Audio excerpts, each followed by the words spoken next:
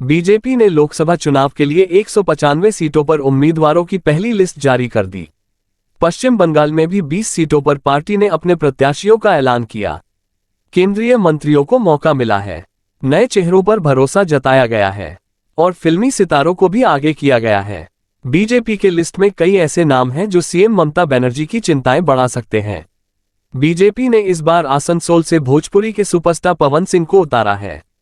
इस सीट से वर्तमान में टीएमसी के शत्रुघ्न सिन्हा सांसद हैं।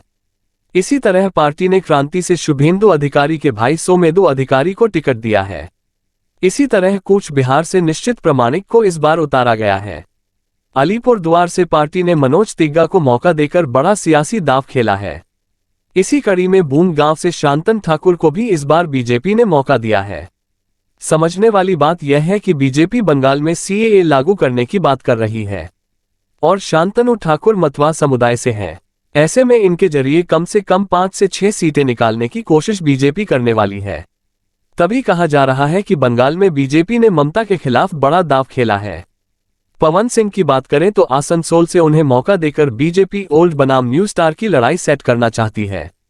और अगर आसनसोल की बात कर ले तो वहां जो बिहारी वोटर्स हैं वो बहुत ज्यादा है। पार्टी के इंटरनल सर्वे से भी यही निकलकर सामने आया था कि आसनसोल से अगर किसी स्टार को उतारा जाएगा तो फायदा मिलेगा। बंगाल के पिछले लोकसभा चुनावी नतीजों की बात करें तो बीजेपी ने बड़ा दांव चलते हुए 18 सीटें जीती थी। वहीं ममता की पार्टी को 22 सीटें मिली थी। कुल मिलाकर कहे तो बहुत ज्यादा फासला नहीं था। इस बार एक तरफ बीजेपी अपने ही रिकॉर्ड को तोड़ने की कोशिश करेगी, यानी 18 से ज्यादा सीटें लेने की कोशिश करेगी, तो वहीं ममता भी टीएमसी को और ज्यादा मजबूत बनाने में लगी हुई हैं। लेकिन ये तो बिल्कुल तय है कि आसनसोल से पवन सिंह बनाम शत्रुघ्न सिन्हा होंगे। अब प्रधानमंत्री नरेंद्र मोदी की बात कर ले तो 18वीं लोकसभा के चुनाव में देश के पहले प्रधानमंत्री पंडित जवाहरलाल नेहरू और तीसरी प्रधानमंत्री इंदिरा गांधी की तरह उत्तर प्रदेश के एक लोकसभा निर्वाचन क्षेत्र से 3 चुनावी जीत के रिकॉर्ड की बराबरी कर सकते हैं।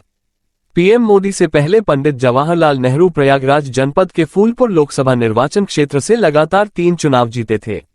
इसी तरह से इंदिरा गांधी राय बरेली लोकसभा निर्वाचन क्षेत्र से 1977 का चुनाव छोड़कर 3 चुनावों में जीत दर्ज की थी। पीएम मोदी वाराणसी से लगातार 2 बार लोकसभा चुनाव जीत चुके हैं। 2014 में लगातार तीसरी बार वो काशी की जनता के बीच होंगे। अब अगर बात करें देश की आजादी के बाद उत्तर प्रदेश की संसदीय सीटों से चुनाव जीतकर 8 राजनेता प्रधानमंत्री बने। इनमें पंडित जवाहरलाल नेहरू, लाल बहादुर शास्त्री, इंदिरा गांधी, चौधरी चरण सिंह, राजीव गांधी, विश्वनाथ प्रताप सिंह, चंद्रशेखर, अटल बिहारी वाजपेयी और नरेंद्र मोदी शामिल हैं। पंडित जवाहरलाल नेहरू ने प्रयागराज जिले के फूलपुर लोकसभा निर्वाचन क्षेत्र से 1952, 57 और 62 का चुनाव जीता। काशी वासियों को 20 साल से बाहरी प्रत्याशी भाते हैं।